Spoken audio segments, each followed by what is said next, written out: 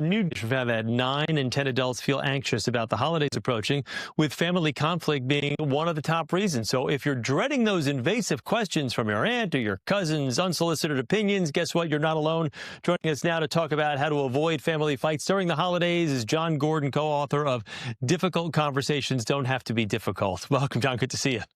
Good to see you. What is it about the holiday? We've been talking about this for decades. What is it about the holidays that causes so much stress with family members? And why do they feel the need to speak up at the dinner table? Can't you just enjoy a good meal? Exactly. There's a lot to do's.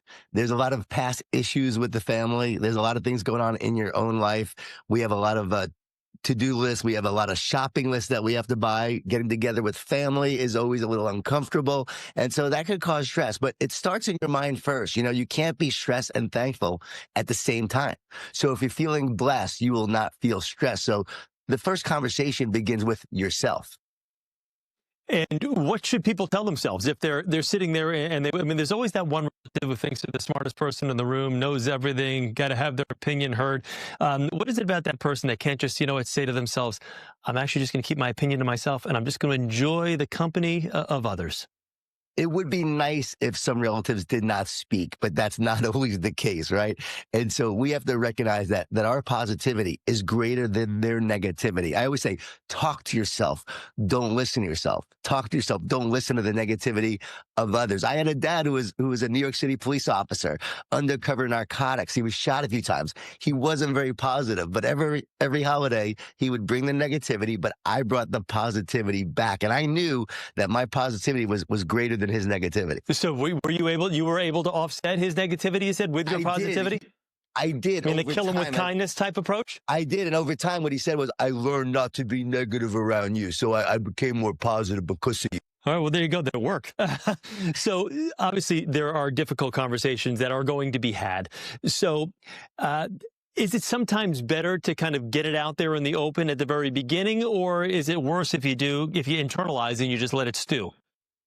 There are things that you should talk about, and there are things that you shouldn't. It depends on the conversation. But there's a star 3 model that's really easy to apply, and it begins with the S, which is small ego, big mission. Remember, the mission is the family. Let's have a great time and not allow our ego to get in the way. That T begins with tell the truth. It's okay to tell the truth, but just do it in love. So when you're having that conversation, you can share how you feel, but just do it in love and not in a negative, condescending way.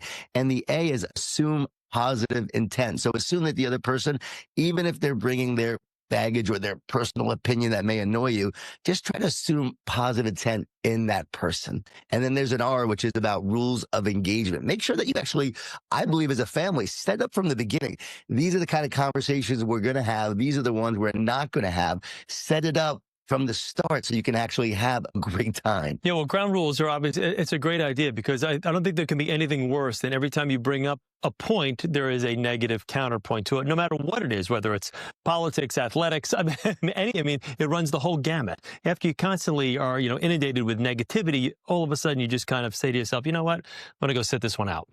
Yeah, exactly. My brother and I, we disagree on a lot of things, and we even disagreed politically. We were together recently, and we just said, hey, let's have a great time together. We're brothers. We disagree. Let's not have these conversations that are going to ruin our time. And again, that negative relative or that one that always wants to speak up, you set the ground rules early on, and that person knows, all right, this is off limits.